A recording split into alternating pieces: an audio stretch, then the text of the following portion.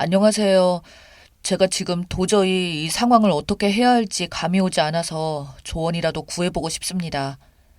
저는 20대 후반의 남성이고 저희 친누나는 5년 전 결혼했어요. 저와 친누나의 나이 차이가 4살 차이입니다. 지금 제 나이만 할 때 매형을 만나서 누나는 시집을 갔었죠. 누나는 바이오 중소기업을 취직하여 다녔고 연봉도 정말 많이 받습니다. 학창 시절 때부터 똑부러졌었고 공부도 잘했고 얼굴까지 이뻐서 주변에서는 정말 인기가 많았던 타입이었죠. 특히 얼굴이 미인인 건 저희 엄마를 닮아서 그런 것 같습니다. 저희 엄마 나이가 이제 50대 초반인데도 불구하고 여전히 주변에서 곱다는 말을 정말 많이 듣습니다. 어렸을 적에 엄마가 학교에 찾아오면 아줌마들 중에서 제일 이뻤으니까요. 거기에 공부까지 잘하는 건 또 아버지를 닮아서 그런 것 같아요. 아버지는 교수이시고 어릴 적 학창 시절부터 유별나게 공부를 잘하셨다는데 그 부분을 저랑 누나한테 공부머리로 이어진 것 같네요. 그런 누나가 어느 날 결혼한다고 데려온 게 매형이었죠. 매형은 누나보다 5살 나이가 많았고 저랑은 무려 9살이나 나이 차이가 났지만 매형도 누나에 꿀리지 않을 만큼 선남선녀라는 말이 나올 정도로 이목구비가 시원시원하게 생기고 키도 크고 회사의 대기업에 다니고 있었죠. 누나의 가정은 매형보다 누나가 연봉이 약 2배 정도가 더 많았습니다. 그래도 둘의 맞벌이를 합치면 정말 큰 돈들을 벌었기에 결혼하고서는 항상 명절 행사나 일들이 생기면 저희 가족들과 함께 여행도 자주 가고 그랬어요. 저희 가족 모두가 그런 매형을 참 좋아했었죠. 그러다 누나가 임신을 해서 조카를 출산했습니다. 근데 그때부터 엄마가 이상할 정도로 너무 과하게 누나 집을 드나들기 시작했어요. 집에 와서 엄마가 안 보이면 항상 아버지께서는 누나네 손녀 보러 갔다고 말할 정도니 저와 아버지가 걱정할 만했죠. 한 번은 집에서 엄마를 붙잡고 저희가 그만 좀 하라고 말할 정도였습니다. 그렇게 딸 집을 계속 드나들면 사위가 얼마나 불편하겠냐는 말에도 불구하고 엄마는 아랑곳하지 않고 자기가 가서 손녀를 돌봐주면 얼마나 편해지는데 오히려 좋아한다며 눈치 없는 말을 하는 엄마를 볼 때마다 매형에게 미안한 마음은 계속 커지더군요. 그래서 저는 매형에게 살짝 돌려서 물어봐도 매형은 괜찮다며 그래도 장모님 덕분에 몸은 많이 편해졌다면서 웃고 있는 매형. 저희 앞이라 대놓고 티는 못 내지만 제가 그 상황이었더라도 정말 불편했을 것 같더군요. 심지어 나중에는 그 집에 엄마 방까지 생겨서 자고 온다고 집에 안 들어오기 시작하자 아버지랑도 대판 싸우고 그랬어요. 특히 아버지랑 싸우면 엄마는 아예 그냥 그 집에서 눌러앉아서 몇 주 동안 있다가 돌아오더군요.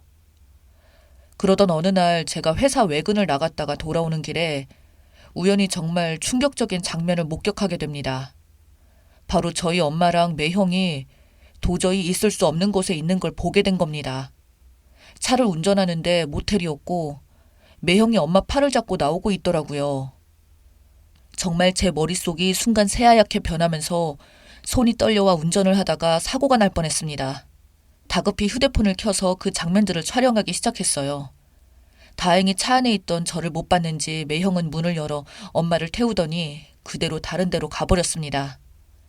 그리고 그때부터 저에게는 지옥 같은 몇 달이 흘렀어요. 진짜 속은 타들어가 미치겠는데 이걸 누구에게 말할 수도 없겠더라고요. 다른 게 아니라 매형과 엄마가 눈 맞았다고 누구에게 말해야 할까요? 누나, 아버지 모두가 해당 당사자인 게 아니 그런 것보다 어떻게 사위랑 그럴 수 있는지 엄마도 도저히 이해가 안 되고 자기보다 무려 10몇 살이나 많은 장모랑 아니 이쁜 아내를 놔두고 왜 대체 그런 건지. 그래서 누구한테도 말 못하고 저 혼자서만 계속 속을 끓이는 생활이 한참 동안 지속되었습니다. 제가 입을 열면 바로 아버지 가정, 누나 가정 모두 깨지는 거니까요. 그렇게 말 못하고 끙끙대는데 그 기간이 길어지다 보니 나중에는 제가 우울증도 생기고 불면증까지 생겼습니다. 자다가 엄마와 매형의 모습들이 자꾸 떠올라 소리를 지르며 깨기도 했고요. 그때부터 저의 적개심은 어느새 엄마는 핏줄이라고 생각하고 적개심은 매형에게 향하기 시작했습니다. 그 이후 저는 매형을 만나도 틱틱거리고 일부러 무시하기도 하자 매형이 저에게 참다가 말하길 저남 혹시 내가 뭐 잘못한 게 있어? 라며 물을 정도였어요. 전 그렇게 저에게 묻는 매형을 보니 진짜 분노가 목끝까지 차올랐지만 재차 분노와 흥분을 가라앉히고 아니라고 됐다고 딱 잘라 말하고 나갔지만 너무너무 화가 치밀어 오르더군요. 그 이후로도 제가 계속 그렇게 나오자 매형도 절 피하기 시작했고 저희 가족들은 영문도 모르고 절 탓하더라고요. 특히 다른 사람들이 매형한테 왜 그러냐 할 때는 참겠는데 엄마가 매형을 감쌀 때는 도저히 못 참겠더군요. 몇 달을 그렇게 지내다가 결국은 저도 폭발했습니다. 그날은 아버지가 학회 세미나로 집을 비웠던 터라 누나네 부부가 저희 집에 찾아왔고 저는 그런 매형에게 또 틱틱대다가 싸움이 붙었던 거죠. 엄마가 저한테 너 매형에게 말버릇과 행동이 그게 뭐니? 라며 당장 고개 숙이고 사과하라고 하더군요. 그래서 전 끝내 폭발해서 소리를 지르고야 말았습니다. 엄마는 왜 나한테만 자꾸 뭐라는 거야? 매형이 나중에 새 남편 될 사람이니까 이렇게 감싸주고 나보고 사과하라고 말하는 거야? 라고 하니까 엄마는 갑자기 그게 무슨 소리냐고 말하더군요. 순간적으로 집안 분위기가 싸해졌습니다. 이미 말 나온 김에 저는 마음속 깊이 감춰두었던 것들을 모두 말하였습니다. 엄마랑 매형이랑 모텔에서 나오는 거 다 봤다고. 나도 정말 더 이상 못 참겠어. 내가 매형한테 이렇게 나오는 이유 이제 알겠어?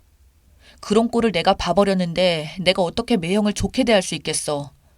거기다 엄마는 그런 매형을 감싸는 꼴을 보니 정말 화가 치밀어 올라서 도저히 이제는 참을 수가 없어. 엄마는 도대체 뭐가 문제라서 사위랑 그러고 있어? 매형은 어떻게 아내를 놔두고 어떻게 장모랑 놀아날 수 있냐고.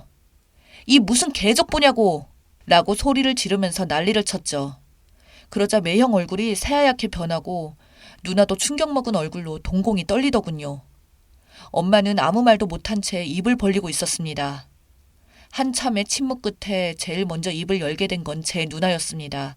누나는 저를 안쓰럽게 쳐다보더니 너만은 모르길 바랬었는데 라고 말을 하더군요. 제가 그래서 무슨 소리냐고 그럼 누나도 진작에 다 알던 사실이냐니까 누나가 갑자기 울면서 나 부끄러워서 말 못했었는데 그래도 남편인 매형 명예를 위해서 사실을 알려줘야겠다고 하며 누나가 그렇게 꺼낸 말은 정말 충격적이었습니다. 사실은 모텔 앞에서 너가 엄마와 매형을 본 그날 내가 매형한테 부탁한 거야 라고 하더군요. 순간적으로 저는 무슨 뜻인지 이해를 못하고 멍하니 있자 그동안 엄마가 맨날 손녀를 핑계로 누나 집에 간다고 하고는 바람을 피운 거였다고. 그래서 누나랑 매형은 엄마랑 다른 낯선 남자랑 바람 난 걸 진작에 알았다는 겁니다. 특히 저희 집에서는 엄마가 누나 집에 간다고 말해놓고 사실은 누나 집에 밤늦게 한참이나 지나서야 들어오는 게 일상이었다네요. 그리고 누나의 아파트 앞에서 바람피는 남자 차를 타고 내리는 것까지 목격했답니다.